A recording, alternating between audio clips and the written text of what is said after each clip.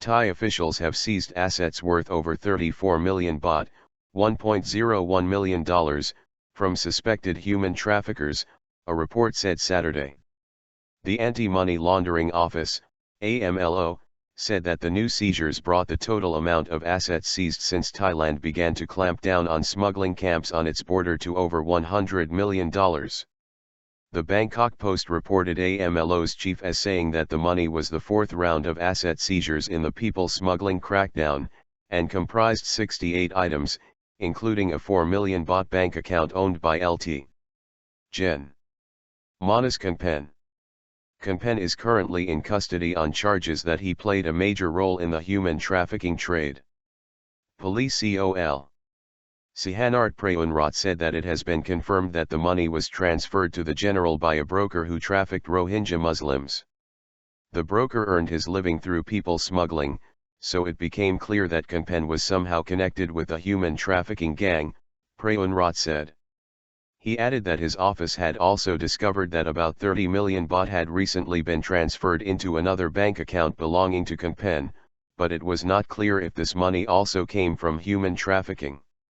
If police later find clear evidence to prove the money really came from the human trafficking business, it will be seized as well.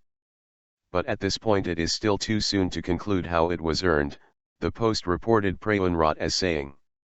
On Thursday, Army Chief Udamdej Sitabutter told a press conference that Kongpaen has been suspended without pay by the army while officials investigate his alleged role in the trafficking of migrants from Bangladesh and Myanmar. The general turned himself in last week after courts approved a warrant for his arrest. Kongpaen was a senior advisor to the Royal Thai Army, and himself once oversaw human trafficking investigations in Thailand's south. Thai officials have been implicated by rights groups as colluding with human smugglers who have been preying on the migrants, many of whom are Muslim Rohingya fleeing persecution described by some human rights groups as state-sponsored in Myanmar. Tens of thousands of Rohingya have left Myanmar attempting to reach Muslim-majority Malaysia and Indonesia on crammed boats. The journey has exposed them to human traffickers who have held them at temporary camps within Thailand to demand ransoms from their families back home. If no ransom is paid, the refugees are often beaten and slashed or killed. It was the discovery of one such camp May 1 that prompted the Thai junta to clamp down on trafficking networks and routes, sparking an international crisis as thousands of refugees became stranded in trafficking boats, unable to land in the country.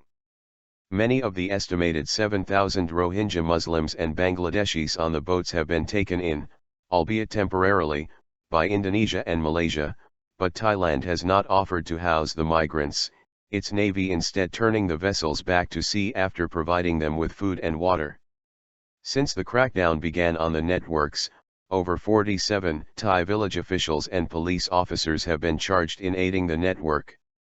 So far, the junta has obtained 71 arrest warrants for human trafficking suspects from the courts. Kongpaen is the highest-ranking person arrested so far.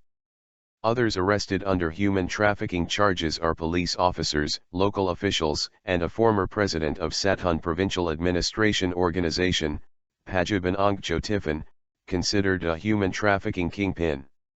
Sathun is on Thailand's forested border with Malaysia, where many of the smugglers' detention camps have been found.